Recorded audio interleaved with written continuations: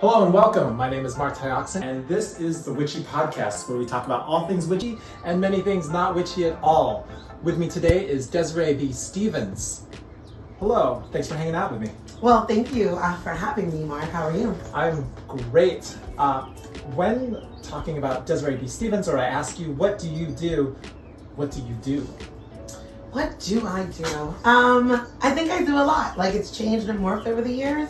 And I think mostly at this point, my kind of sacred spiritual energy work is inclusive work. That's DE&I, diversity, equity. You don't do sessions in general, or do you do sessions? I do sessions. What types of sessions do you do? One-on-one, usually guidance, decolonization coaching. Decolonization coaching. Decolonization coaching. Now, generally, what does that involve? And I'll come back to it, but who gets that coaching? I know, right? Like, white people get that coaching. Who signs up? I need you to decolonize my head. Honestly, I do get a lot of white women just trying to work through the systems of everything, and they are more likely to go into that space. So I have a session with you. How does it go? What tools do you use? Well, it depends on what that person needs, right? So like if they went and they go to my website and they just like book a one-on-one, there's a whole intake. So what are they looking for? There's sometimes I will use divination, right? I'm going to use my cards, I'll pull that out, or we could just do like regular guidance, like one-on-one counseling. So it really depends on the client's needs, but I will utilize all tools at my Yes. words. Coffee needs to be stronger.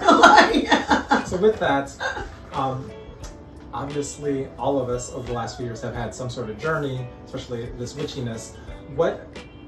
Starting from the beginning, when would you say you sort of became aware of your own witchiness, your own skills in that area? Since really young. I grew up Catholic. We're talking like 5 years old? I'm 10 talking years old? like I was 12, 13. Okay. I grew up Catholic. Okay. That is hella witchy. If anybody's ever Right. been to a Catholic Surgery, service, it's really witchy, and I think I finally put that together like by the time I was 12, and definitely was like, this is interesting. And when I finally made like that complete crossover, I was almost like, I was like 25, 26, and I was like, oh, this is all the way witchy. And then I just kind of went down. Now, was that sort of on your own? Did you like come across books or materials, or was there anybody that was like talking to you that's like... I went to church here, and I realized that church here was not like church here in Georgia. In Georgia. I grew up in New York, and I grew up Irish Catholic. Okay. So I went to church here, and it was predominantly black, non-denominational Christian, and I was like, y'all are going to hell. All that hooping and hollering threw me off completely. Okay. And I was like, okay, well then I'm just going to try to take my studies. You went to loud church here. I went to loud church here, and I did not experience that. And then I tried to go to Catholic church here, and it felt very uncomfortable and severely white in Stone Mountain. So I was like, okay, I'll do the studies on my own, and I realized that the books that I preferred and studied when I was younger were not in the Bible that I got here. And I was like... What books are you talking about? There's like 7 other books outside biblical books that are not in the... That are not in this King James version that I grew up with. Yeah. And like the Catholic Bible is different. Right. And I was like, isn't this interesting? So that was how I kind of went on that path. And then I found other witchy people. Now, what sort of are some of your tools that you use in your regular practice? Daily or weekly or? Cleaning, like before you got here, Palo Santo, just clearing that space area. I make my own like cinnamon water and stuff to boil. So I do a lot of cleansing of my space and area, and mostly with another person interactive, it'll be oracle cards. Nice. Yeah. So with that, now, especially in the last couple of years, there's sort of been this witchcraft at the level of Urban Outfitters, these baby witches. Dear God. All right? And it goes right back to your decolonization. That's colonized magic. And in general, even if you look across the board on social media, and it's like witches, And then it's always like, we are the granddaughters of the witches that didn't burn at Salem. And that's sort of like, that's what a witch is. I wonder why they're never the granddaughters of the Klansmen. But okay. Yes. So how, sort of like, where does your witchcraft ancestry stem from? Sort of that lineage that you grow from? I don't know.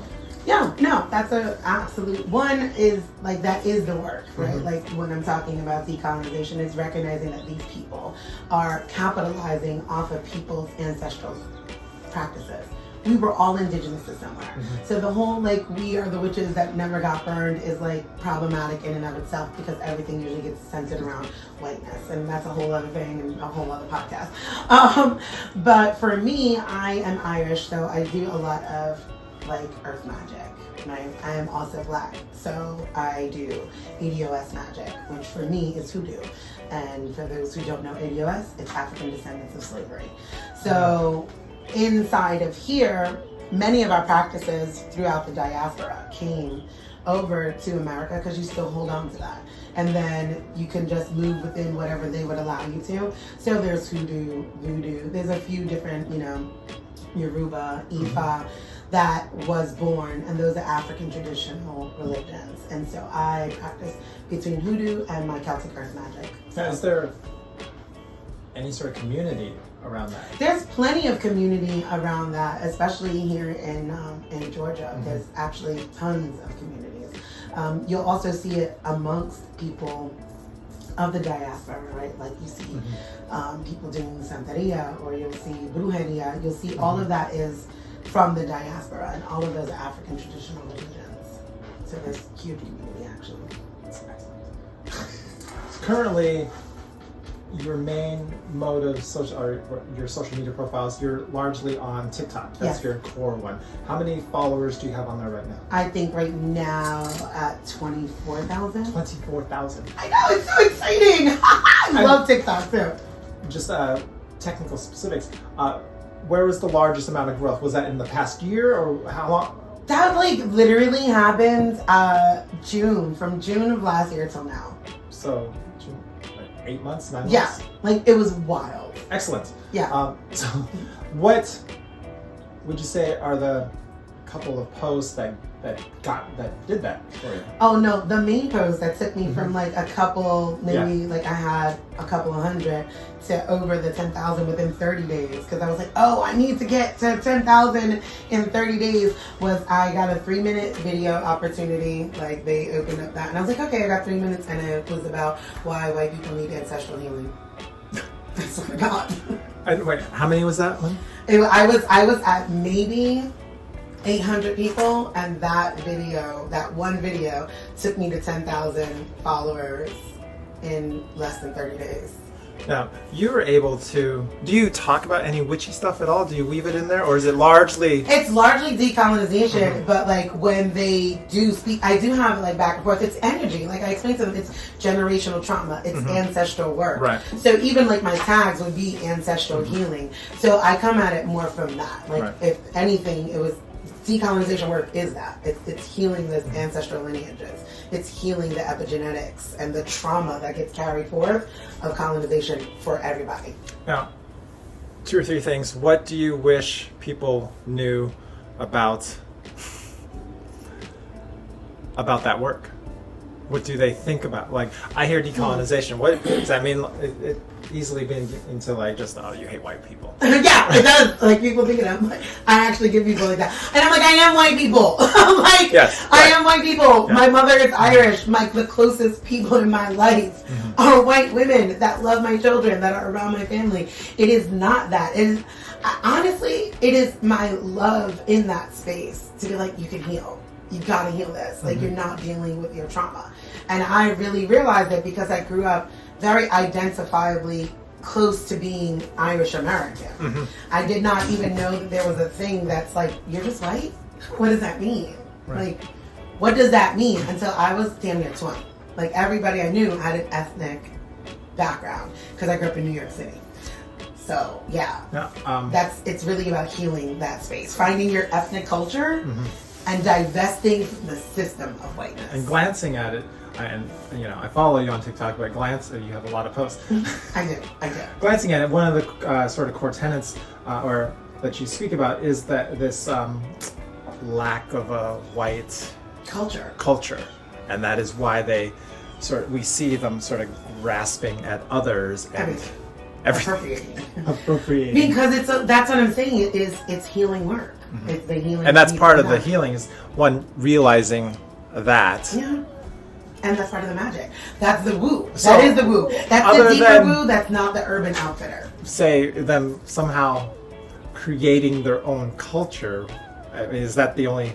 They could, and they could absolutely, but you have to come into alignment with it, right? Mm-hmm. Like when you see, like if somebody says Black American culture, mm-hmm. you have an idea of that. Like you could turn around, most people, at least Black people, mm-hmm. we know music, language, like there's 5 different African American languages, right? Like mm-hmm. there's Gullah Geechee, you have AAVE, and I could go on. There's a few different ones, but we know that. Mm-hmm. So we're aware. So like when like Black people are like, listen, you're taking my culture, right? Mm-hmm. Like we realize like hip hop was born in the Bronx by Black people. Like hip hop is music. So you can go through the tenets that sociology lays out for us of culture, and you can attach it. Like I just gave you religions that we practice.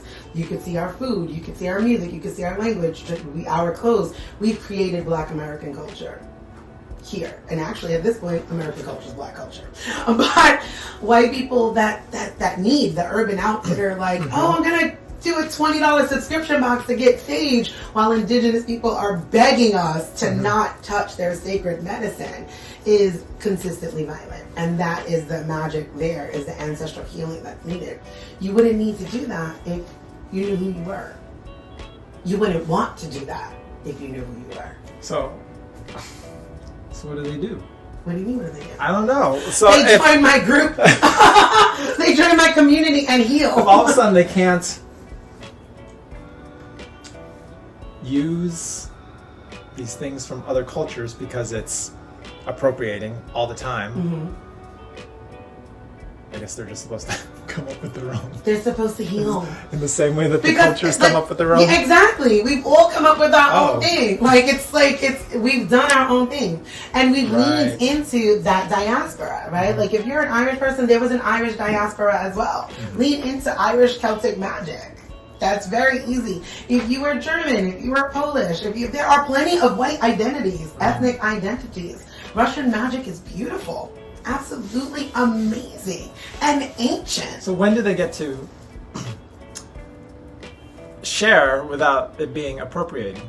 When do they get to share what? I don't know. So is it only because if they happen to be born like you, half white, half Black, that you are allowed to use Irish things, I guess? I'm Irish. So I have every single race to use Irish things. It's not no. It's because it's my culture. Okay. Both of these spaces are my culture. Know what I don't do? Practice Russian magic. I'm not calling myself a Baba Yaga, because that would be wrong. That's not my culture. So absolutely, the whole practicing magic from other ancestries is absolutely wrong. It's absolutely actually wrong. Absolutely. Not only wrong, violent. Then I would ask them, who the hell are you calling on when you're using ancestral medicine? Whose ancestors are you tapping into? It's empty magic.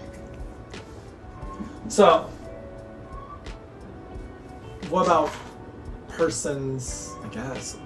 So I'm Filipino, mm-hmm. so I could only reasonably use Filipino magic type things. Oh. In a way, yes, because it would also be... Even though I'm largely not born here, but grew up here, raised here. There's beautiful American folk magic. Amazing American folk magic. Appalachians have amazing American folk magic culture that brought over from their diaspora. Appalachian people are often Scots, Irish, some of the enslaved, like Melungeon people, and the indigenous that were there in those areas. and American folk magic is a very real thing. What I'm talking about is somebody who will turn around and throw on a mala bracelet and like namaste their way through something without ever giving thought to the Hindu people. Where are you pulling this energy from? Where is this? What is it based in? It's superficial at best. But does it ever have a level of disconnect from those roots in a way that like people that aren't connected to it anyway can come to it as a sort of conversion even? Like say if it was religion, like so does everybody who's not born into the religion have to only they can't? No, I mean I know people who like I use Leah often as an example because Leah is what everybody would look like and be like, white lady. Yes. And I am like, she's not that lady, right? Like, because it's the only reason why I'm so close with her and in proximity. There is a way to use things and give homage to its origins. Appropriation is not utilizing it. Appropriation is acting as if you invented it, shifting it to be something that's yours. Taking like a course and all of a sudden you're the guru. That word in and of itself is a problem, right? Like, I am the guru now. Are you? Are you? All the Sikhs for thousands and thousands of years, but you are the guru, white woman. Wow. Right? Where you could see people who are doing this work, right? Where, like I said, Leah is a very good example for me, where they really give homage to everything and everything that they do is absolutely sacred and they check in with all of that. You can see the difference of people who are appreciating a culture and a practice and those who are appropriating it. And it's often very boss babe energy. Like, here's my 3-page Canva template and I can make you 6 figures a month. And I'm like, you're not really for liberation, you're a capitalist in a pink skirt. How do you feel about persons, I don't know, in the same way, like as far as the energy and everything else, making money or wealth off of these practices? They're capitalists. Therefore violence of black and brown bodies. Then what about any black or brown bodies that are also trying to? Are they I'm just not fans of them either, and anybody could slide into practices of white supremacy, right? Now, if you are providing like, it's a weird place, right? Like if you're providing a service for somebody, great. But if you are mass producing something like we said, like with those, like here's your little subscription box. Right. Here's a chakra stone and here's your sage bundle, and it's like without any thought to how that's being mined, where that's coming from. You're not supporting the people of the area. It is not good work. It is not. There's a saying like my grandmother used to say, and she's like, oh, their prayers don't go higher than the ceiling. And it meant like that person just wasn't connected to God, right? Like, I don't need them praying for me because their prayers won't go higher than the ceiling. That's how I feel about their magic. What are you connected to? It seems like what you're worshiping is money. Now, is there ever a case when that isn't the case, where they have a large outreach or following, does it get tainted too easily? And I think until we heal those spaces, I think it just needs to be untouched, untapped into, right? Like it's just like it's one of those things. Like it hurts still so much to see. It's like just stop. Can we stop and heal? Like that's the magic. And what I'm seeing is within like magical communities and spaces is people that want to heal, right? They're consistently looking for something, right? Like it's not like I don't think it is complicated. And I think that even in the zeal of capitalism, I think it's a lot of the systems connected, right? Like this is how we stick it to the man. We start making our own money. And I'm like, that's capitalism. One of these things is not like the other. That's not liberal. That's not progressive. That you want to be a white man. Got it. How do you get successful and rich without What's rich? I don't know. Exactly. Income wise, how would you without saying that you always want to be poor right now?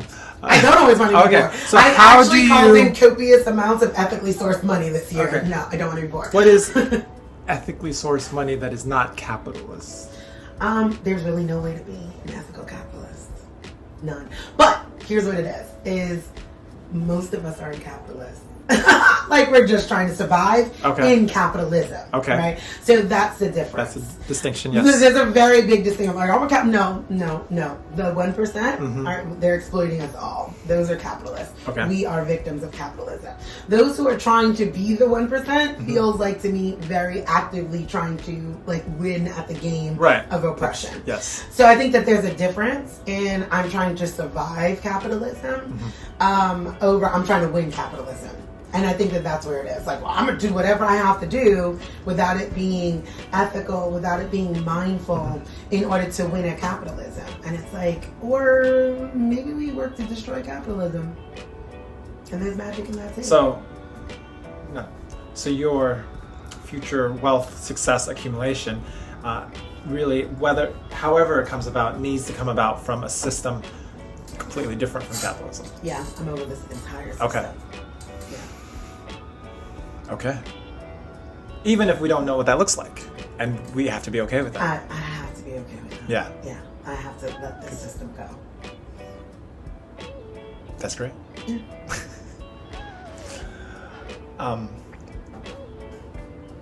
Do you have any idea what that looks like? So yeah, like wait a second.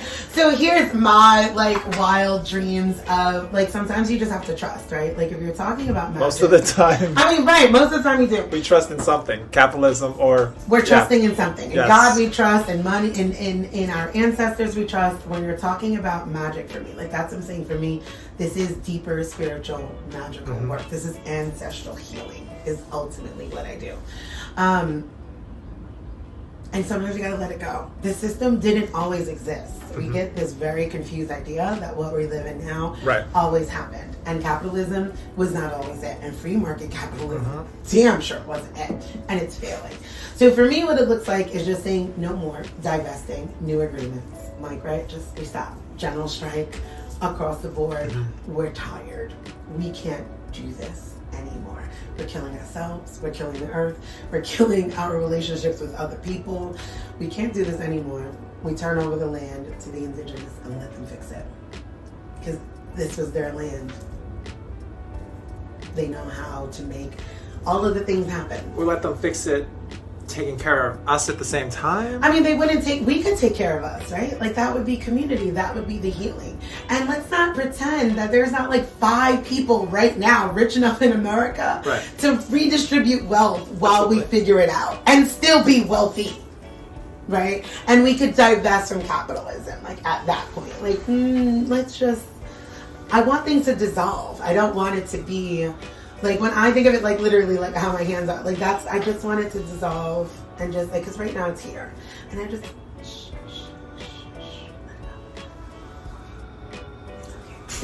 like that's how I'm looking. Like that's it's too much. It's killing everybody. It's no good. And then we'd all get back to who we were before this, and then you could practice anything, because then there'd be cultural exchange, because that's what that is, right? I can't, I'm having coffee, you have tea.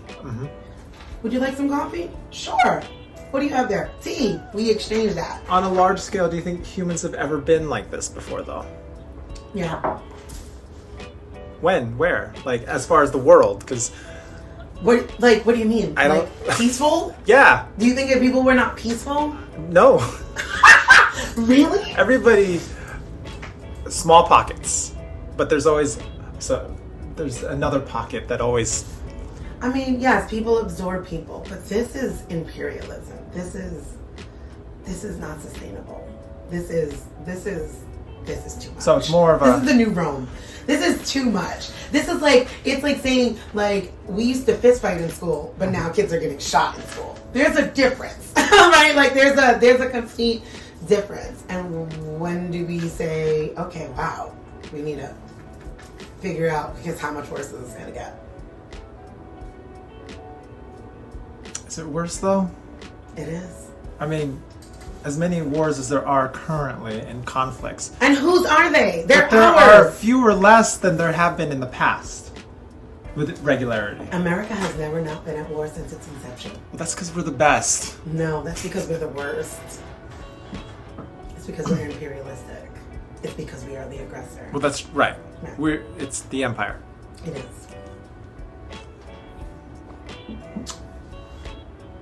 How does that healing come about on a larger scale, even if incrementally? Even if incrementally, asking yourself those kinds of questions. Who was I? So like with white people, I ask them, who were you before you became white? See, as black people, we know that, right? Like, so that's why we were able to create Black American culture and Black British culture. So like throughout the diaspora, we knew that we were from like somewhere in this area, like, well, most likely Nigerian, some type of West African. We knew our story. I think white people asking themselves that on a large scale.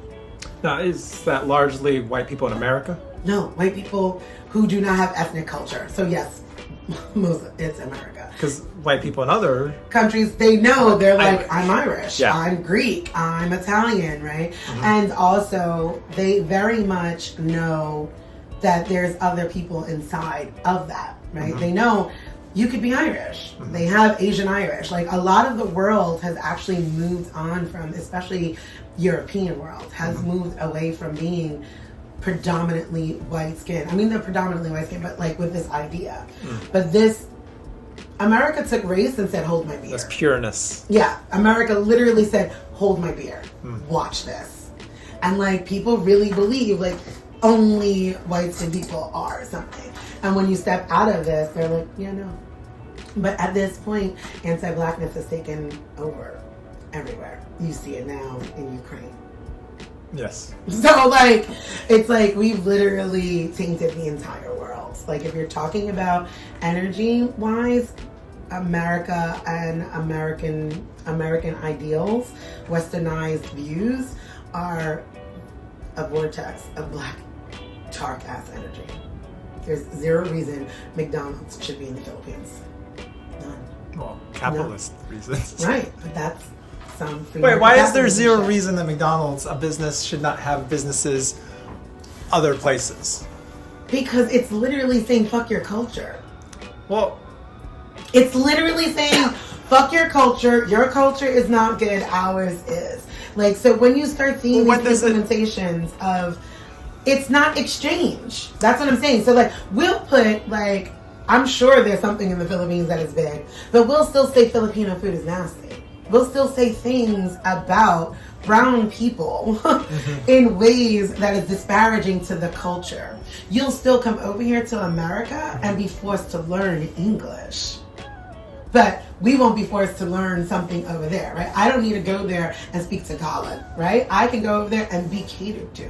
It is an imperialistic, westernized, that our culture is better than your culture. Well, so if I were to open a business in the Philippines, it should I should only sell things that are like native to the Philippines, created in the Philippines. I mean, that would be nice for the fucking local economy. But what I'm saying is, it's not that. It's like, if I go there and I'm an Irishman and I want to sell like Celtic things, this is an exchange.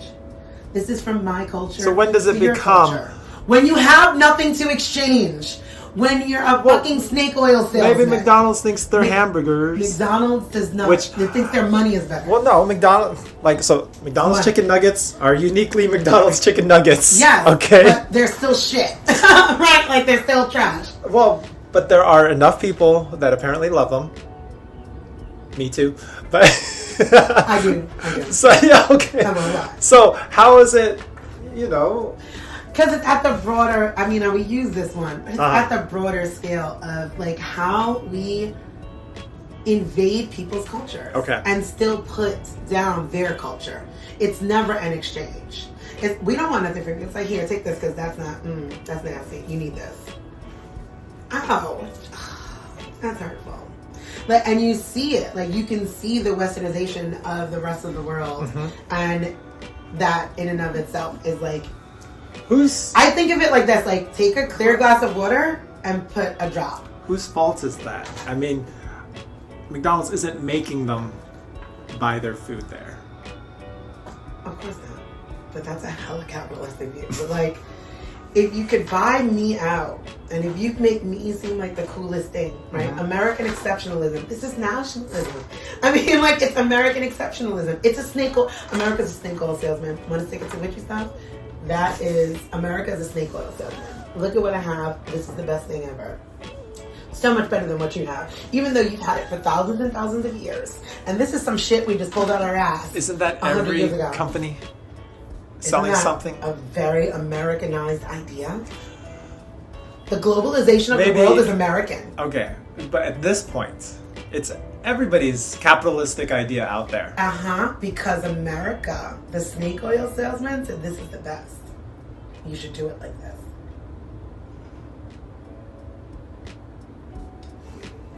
America's the bad juju, friends. So then how does I don't know. We dissolve this business because it's no longer good. Well, that doesn't mean that companies won't still exist. Sales. I feel like the Oracle in the Matrix. And you're Neo. No, listen. It will dissolve like any other business. Mm-hmm. It will dissolve. That's what this is. America's a business. America has a concept. This was a land way before it was America, right? This was Turtle Island. America literally is a business. It's why people love Trump so much. Because, like, he's a businessman. He's going to run it like a business. America's a business. Correct. Right. When businesses fail, what do? And at the same time, we hold businesses up high, not real. Right. Not the evil things that they largely are. But America, in and of itself, as a concept, is a business. It can be dissolved, just like any other business. And with its dissolution goes its hold over everywhere else in the world. The same way currency was created, the American dollar, it can happen in a different way. New economic systems happen throughout time. Now, pessimistically and optimistically. So pessimistically, do you think that has a real chance of happening? Period. Do I think it has a real chance? Yeah, absolutely. Okay. With enough people waking up. Can we pause for a second? Yeah. I need to turn on my company gloss fan because even I'm dying with that goddamn shit. Can we open the door more? Yeah. Just put my bag. Yeah, move it.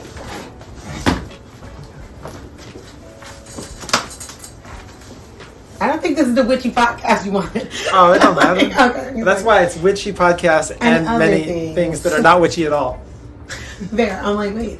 Yeah. Trying to keep it as witchy as possible. No, it's okay.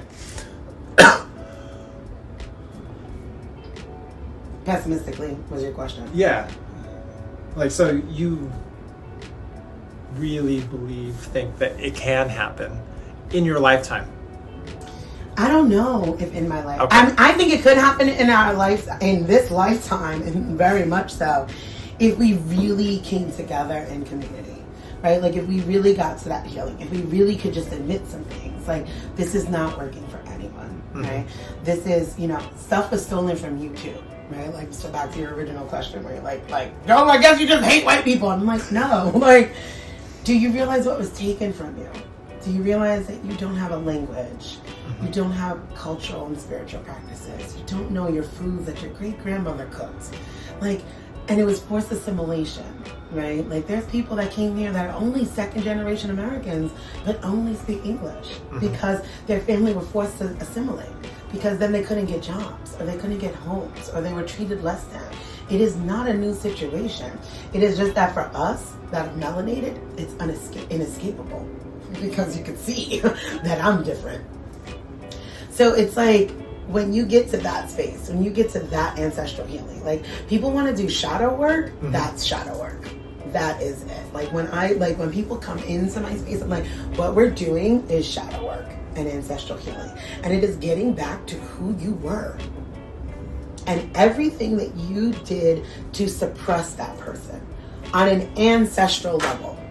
And if people could wake up to that, instead of just doing it individually, because that's supremacy culture. I'm going to individually become a better person. That's fucking great. What about everybody else? I can't do anything about everybody else. No, you can't. But you could offer that. And if more people were offering it instead of like snake oil selling it, right? Like, listen, you could do this. Asking deeper questions. Like, you really want to do magic? Mm-hmm. Like, real magic. Not like you want to fucking, like, you know, frolic about and, like, and not that frolicking about is not real magic. But, like, do you really want to get into the crux of it? Do you really want to go down that rabbit hole and do some real healing? Generational, epigenetic healing. Real shadow work. It can happen. Very much so. People just have to admit it. Who were you? What did you lose? Where does organized religion have a role in Child. or does that just have to... Organized religion holds this all together. Like, it holds it all together. Holds it together? Yes. Like, okay. It literally, so like in the 1300s when race became created, because there was a whole uprising amongst the people who were white skinned, like, wait, you're not fucking enslaving me? What are you, crazy? And they were like, ooh, how are we going to separate this? And that's where you got this color line, right? So, like, when you start going over, if you went through the Catholic Bible back to, like, How My Magic, I started really looking at the liturgical calendar, and I was like, and as I started learning about other people's practices and, like, indigenous practices, not religions. Okay. They're indigenous spiritual practices, right? I was like, this is a fucking roadmap to colonization. Right. Straight up. Are you talking like the Bible? Well, if you're Catholic, that too.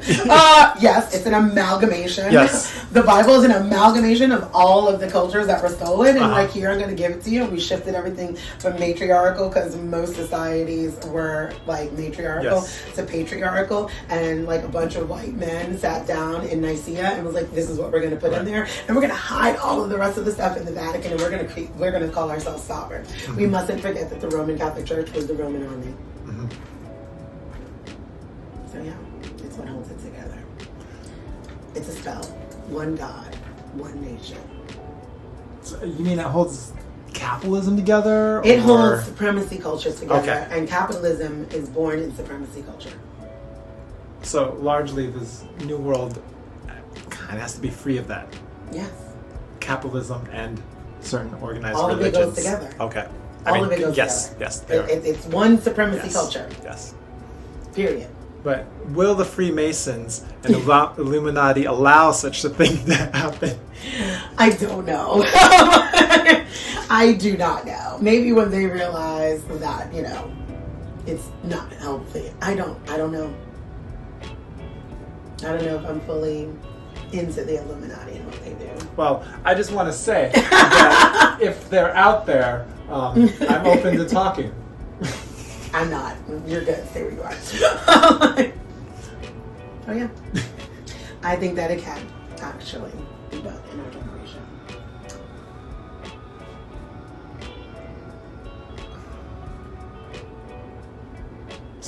At this point, the path is educating yourself to decolonize At this point, yourself so that it can... Decolonization is the deepest shadow work. Okay. And ancestral healing you can do. That's mine. It's not just one part, right? Like, you can't, like, okay, I'm going to deconstruct this, I'm going to deconstruct that. You have to deconstruct the system and see how it is an entire web.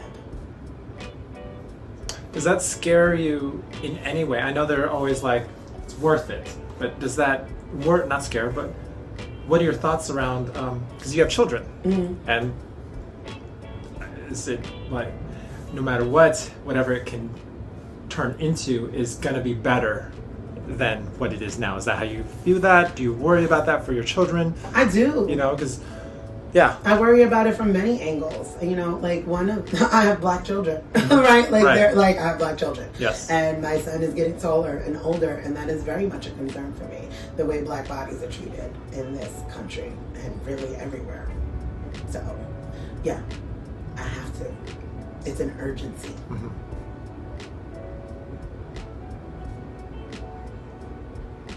All right. All right. There you go.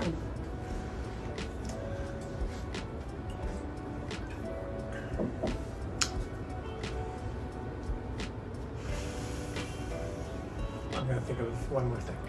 Cool. I'm here for it. Let's see.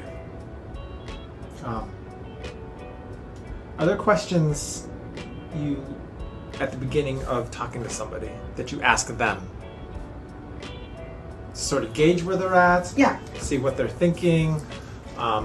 Even if they're, you know that they're receptive and open. Right. You'd be like, well, let me find out if you actually are. Yeah. Well, that is my platform on TikTok, right? So like human design, which I'm loving right now, like really tells you like based on your astrological space in the world and when you're born on how people will receive you and how to move in that work. And the best way that I work is by invitation. I need to be invited. Okay. So I'm not trying to convince anybody of anything. Right. I'm gonna say what I have to say. If it resonates, you should reach out. And then we can go from there. Because each person, right, like that's that divination, that's that message. Each person needs to hear their own, even though I do group coaching as well. I'm very much individually focused. Does that make sense? So like if a group of people came to me and was like, I saw your TikTok, I want to take your workshop. Great, you should do that. Here is the workshop, right? Like, but it's interactive and live as well, right? Like we're gonna have 2 meetings on this, and inside of my community, you have access to me. Because it's a consistent unfolding. It is not like, oh, I went to this decolonization course and I'm certified decolonized. Like, no, that is part of the deconstruction as well. You don't need a certificate. Like, you don't need a certificate. So your courses don't answer. There's no fucking freedom. Like, liberation is the goal. I think that how you operate in that way applies to many people in general who are doing any sort of alternative witchy or magic practice, where especially if they're not, again, away from capitalism, but if they're trying to get clients or even have people believe them and comfortable, it is not this like, let me try to convince you that my witchy work is real. I agree. It is always, this is absolutely real for me. You either resonate with it or you don't, and but it does take that level of inner work to have that grounding and stability, so then that emanates outward from you. I agree. Versus other persons where we can generally tell that they're grasping at straws. Right. Grasping for like, I'm a witch, I'm a witch, I'm a witch. Look at me, I'm gonna tell you this, I'm gonna tell you this. I do this. And I'm like, okay. That's good. What does that mean to you? Right. Where do you draw your power from? Like, those are the things to ask yourself too, right? Like, if you're gonna be on this journey, is like, I'm always interested in like when I see, like I said, we were talking about the ATRs, and I'll see like white people inside of ATR, and I'm like, this is ancestral based practices. Whose ancestors are you calling on, sweetheart? What's ATR? African traditional religion. Oh, okay. So like, whose ancestors are you drawing this power from? Right. Like your ancestors, well, my ancestors practiced alongside your ancestors who enslaved people. Practice alongside the enslaved, or witnessed the enslaved and co-opted and appropriated, and now you think you have access. Because those religions are specifically ancestrally based. Like, we draw our power from our ancestors. We get our clarity. We get our strength from our ancestors. Where are you drawing this power from? Like, if you are hustling, like, kits, like, you know, like if you're a hustling sage and stone kits, where are they being mined from? Who are the people that you took from? These things are living as well. Like, are you honoring them? Did you mine them appropriately? Are you supporting the people that did mine them? Are you just like cranking them out? Like, because I could sell it. I think tying parts of that into capitalism in my head, it's like, so basically there are limits to, especially the capitalistic part of it. Like, if I own a shop, there are limits to how much I can expand, because at some point it is just exploiting. Yeah, and all capitalism is, right? Like, I'm not going to pretend like, there was a point in time where I was like, okay, I'm going to be an ethical capitalist. And I tried to, so there's no way to be an ethical capitalist, because somebody's always harmed, right? I have an iPhone. I'm very well aware that, like, Senegalese children are mining for that battery. I still have a fucking iPhone, right? I'm not, right. I don't believe people who are like, I'm anti-capitalist. Are you on Instagram with your iPhone saying that? I don't believe you. No, you are. You participate in capitalism. Right. We all do.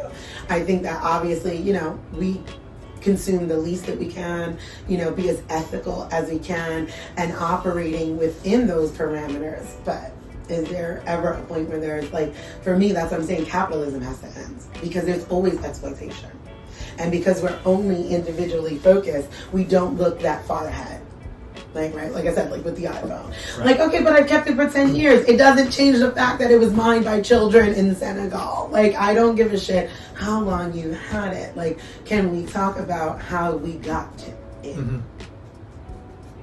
And why we need a new one every 3 years, at least. 2 years. Right? And I am the one that will do it. So, like, I'm not pretending I'm not a part of it, or this is not like a competition that I'm better than someone. I'm just saying, can we start questioning?